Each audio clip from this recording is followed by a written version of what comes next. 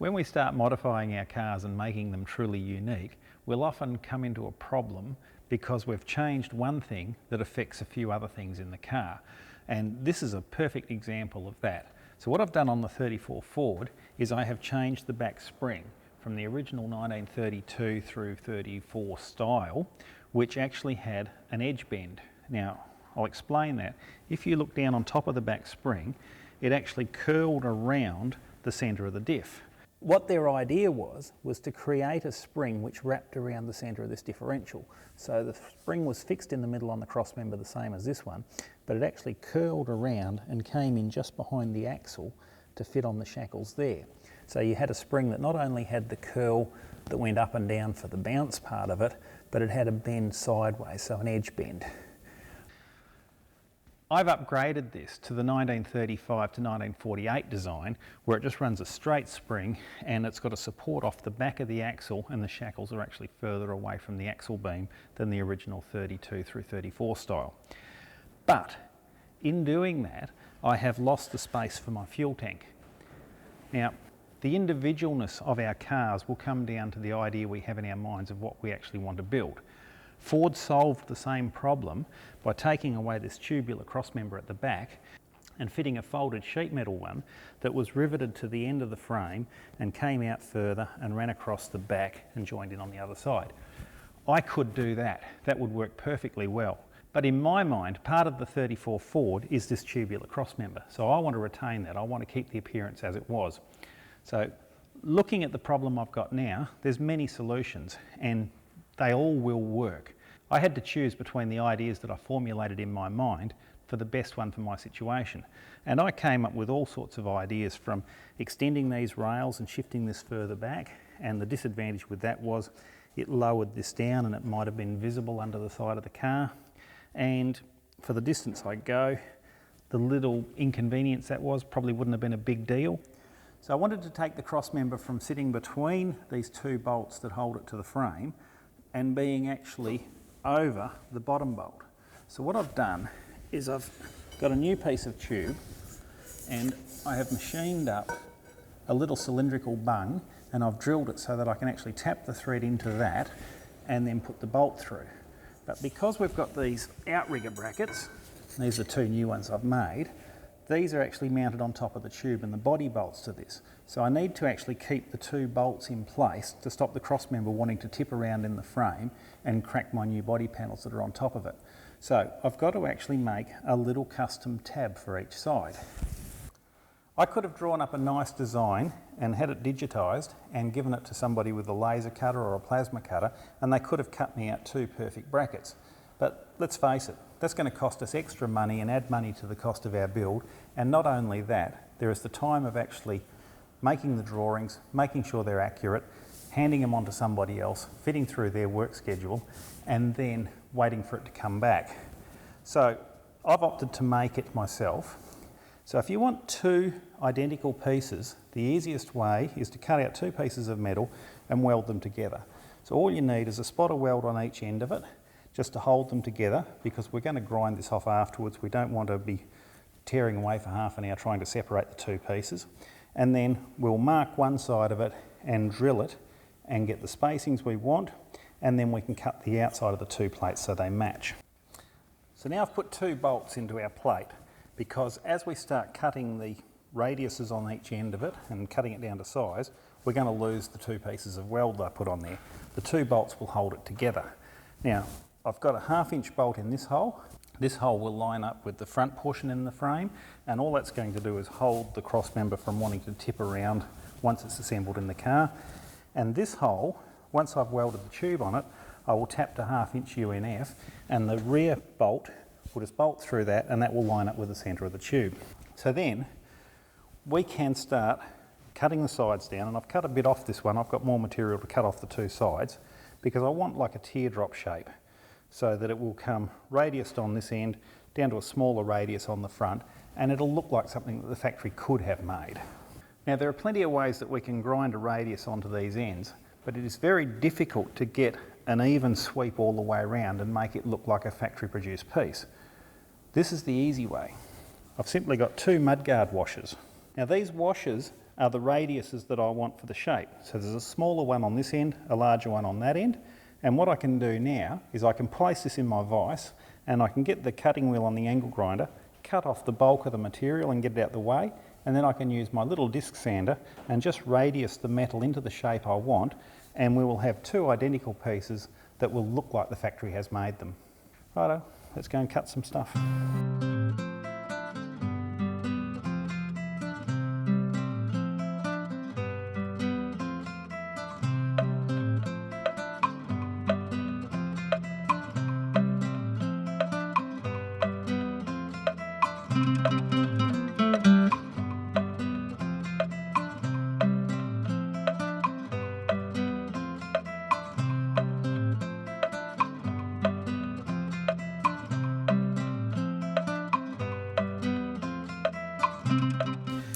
Now I've got the bulk of the material cut out the way and I've just clipped one of the washers there I noticed, but that doesn't really matter that much. We'll bring that down and get a nice radius on that. It's naturally a little bit warm. So what I'll do now is I'll change over to the disc sander, and this one's from the Snap-on people, it's a Blue Point, and I'm using a 3M Cubitron and it's a 36 grit disc. Now these discs are just awesome.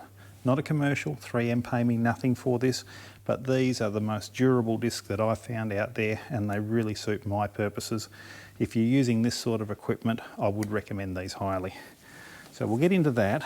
Now, another thing that I will share, not afraid to admit this, I am in my 50s. My eyesight is not as good as what it used to be, so therefore suitable visual aids are required to see things. So when we're grinding to a particular point to make something the same as something else, we've got to be watching this edge on the washer that we're grinding down to. We don't want to be choring into the washer and grinding it away. So what I do is just grab a felt tip pen and just colour in the edge of the washer. So if I just run around there with that, it'll actually put a bit of colour onto the edge of the washer that I'm going to grind down to. And as soon as that bit of colour starts to disappear, I will know that I am touching the washer and I don't need to grind it any further in that spot. So we'll just colour the other end in and then we're good to go. Look at that, that makes it very easy to see that edge we're working to, in contrast to the nice silver of the ground off metal.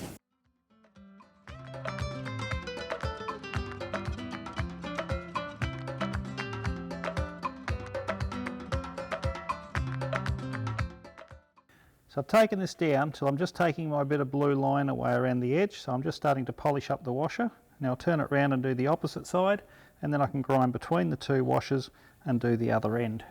Easy peasy.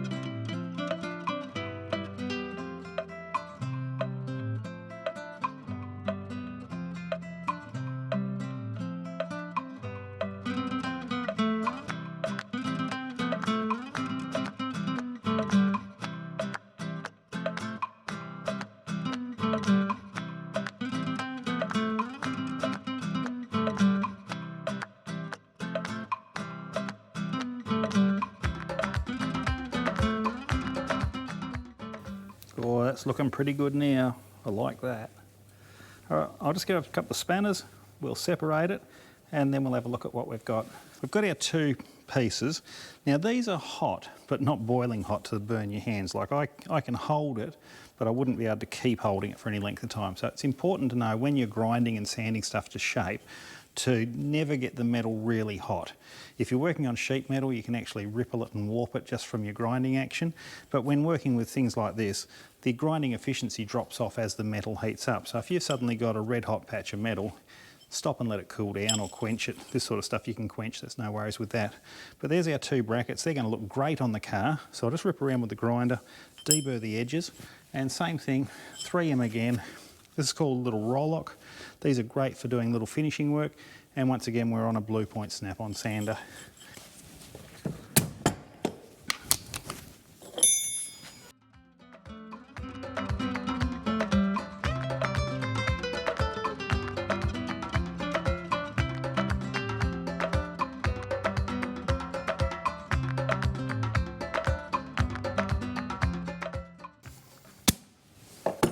So here's our piece that we've made for the end, our little bracket, and that's going to attach on the end there, and then we can bolt that to the frame through these two holes. So this one's going to have a bolt and a nut. This is the one we're going to thread, but so I can weld that on and keep it in alignment, the first end of the tube, I can just drop a straight shank 7/16 bolt through there, weld around the edge of it, and I'm happy with that. That'll all work. On the second end, I will assemble it into the car, and I'll put the bolt through the end of the frame, and that way I can line it up where I want it, tack it together, make sure I'm still in alignment when I tear it out, and then I can put the threads in there, and then the thread will run through between the plate and the tube. If I thread the plate individually and thread the tube, I could have a misalignment once I weld it, and the weld could pull it in, and I could wind up with a thread that actually jams the bolt in there. So I'm going to thread them after I do the welding. Once that's done, and I'm happy with the ends and they're ground up and looking pretty, all I've got left to do is to put the body attaching brackets on the top. So these are going to be trimmed down, cut to fit around the pipe, and then we'll make a piece which actually looks close to what Ford did, but the tube will just be further back in the car, and I'm going to have plenty of room in here for my fuel tank. I've got our tube cross member positioned in the car, and I've done a little bit of mock-up on the frame, and I've got the body cross member in place above it, and it all fits beautifully. I've only tacked the brackets in place for now because I wanted to actually just make sure it worked, but I've also got a stack of washers packed in here, and that's because I've made the quarter panels a little bit deeper on the side of the car, and that's lowered the rocker panel line at the front and brought this whole deeper line through the car, and in my eye that makes the car look a little bit nicer. So what I've got to do now is make this cross member a little bit deeper. So I'll make a new one of those and put in there behind the scenes. You don't need to worry too much about that. But for now, all I wanted to do was get this pipe cross member in place and just make sure everything was in the right spot. Now, I looked at it for a long time trying to work out how I was going to get the brackets correctly positioned, because I knew I needed to make them come down 3/4 of an inch from where Ford put them, but they also had to be correctly orientated front to back in the car. So I decided the best way to do that was to make a jig. So here's the jig that I made, and most of it was made out of scraps and things I had. So the end plates were just pieces of scrap that I picked up from beside the bench and just spotted them together, drilled a couple of holes in it, and I grabbed a piece of flat bar out of the stock rack, and this piece I've tacked to it was just an offcut from a piece of plate from behind the guillotine, and that just stabilised it a bit and made it a bit firmer, because when I actually weld my brackets to the new tube, I want that to all be nice and tight. I don't want anything to pull as it welds and things like that. So that'll do that. This little stack of washers is the difference I needed between the two dimensions to make it all work. And effectively, that keeps this bolt hole on the bracket in the same location as it is against the two side plates. So all that we're actually doing with the new cross member is moving the cross member back in relationship to these bolt holes. And that's given me plenty of room on my fuel tank. It hasn't affected any of the alignment on the body, and it keeps that nice 1934 Ford look alive underneath the back of the car with that tube cross member. I'm Rob Teal, thank you for watching. G'day, I'm Rob Teal, and this is the car I'm building for myself. Now, I've got 40 years experience in restoration.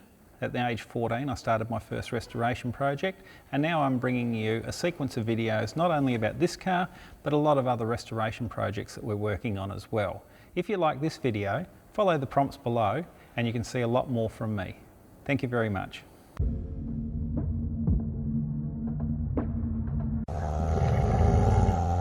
And that's because I've changed the dimensions.